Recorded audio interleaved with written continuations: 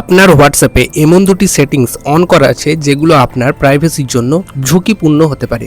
আপনি যদি না চান যে আপনার ব্যক্তিগত তথ্য বা অ্যাক্টিভিটির সুযোগ নিয়ে কেউ আপনাকে বিরক্ত করুক, তাহলে এই দুটি সেটিংস এক্ষুনি চেক করে বন্ধ করে দিন।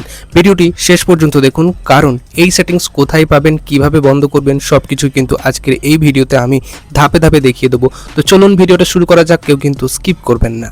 প্রথমেই তুমি তোমার ফোনের হোয়াটসঅ্যাপটাকে ওপেন করে নেবে। হোয়াটসঅ্যাপটাকে ওপেন করে নেওয়ার পরে একদম ওপর দিকে ডান দিকে, উপরে ডান দিকে কোণে দেখতে পাবে 3 ডট, সেই 3 ডট ক্লিক করবে।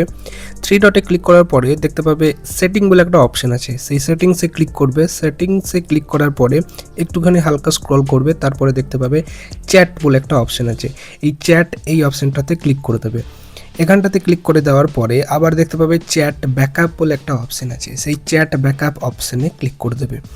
তারপরে দেখতে পাবে দুটো অপশন যেটা তুমি আগে থেকেই হয়তো অন করে রেখেছো, এই যে ইনক্লুড ভিডিও আর একটা হচ্ছে ব্যাকআপ ইউজিং কলার। এই দুটো অপশন কিন্তু তোমরা বন্ধ করে দেবে। এখানটাতে ক্লিক করবে, ওপর প্রথমটাতে ক্লিক করবে, তারপরে দেখতে পাবে টার্ন অফ ভিডিও ব্যাকআপ, এখানটাতে ক্লিক করবে।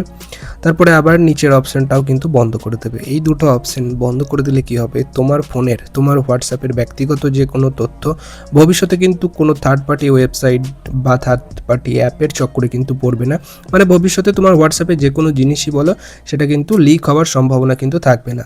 তো ভিডিওটা যদি ইনফরমেটিভ মনে হয়ে থাকে, ভিডিওটা অবশ্যই লাইক করে দিও এবং চ্যানেলে নতুন হলে অবশ্যই সাবস্ক্রাইবটা করতে একদম ভুলো না। তো দেখা হচ্ছে পরবর্তী কোনো একটা ভিডিওতে। আজকের মতো এখানেই, বাই।